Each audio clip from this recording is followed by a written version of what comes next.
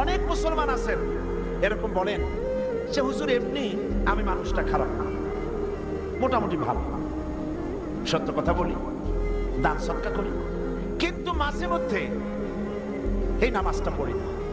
তাই বলে কি আমার ঈমান নষ্ট হয়েছে নাকি? আমি বলি ভাই ঈমানই তো নাই, নষ্ট হবে কি? ঈমান তো থাকা লাগবে, তবে না নষ্ট হওয়ার প্রশ্ন। ঈমানই তো নাই। আপনাকে সর্বপ্রথম, আমি আল্লাহর বান্দা, আমরা কি? আমরা গোলাম।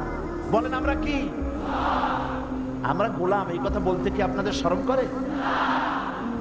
আমরা গোলাম, তবে সেই গোলাম কোন পীর সাহেবের না, সেই গোলাম পৃথিবীর কোন খাজা বাবার নয়, সে গোলাম কোন মন্ত্রীর নয়, সে গোলাম কোন প্রেসিডেন্টের নয়।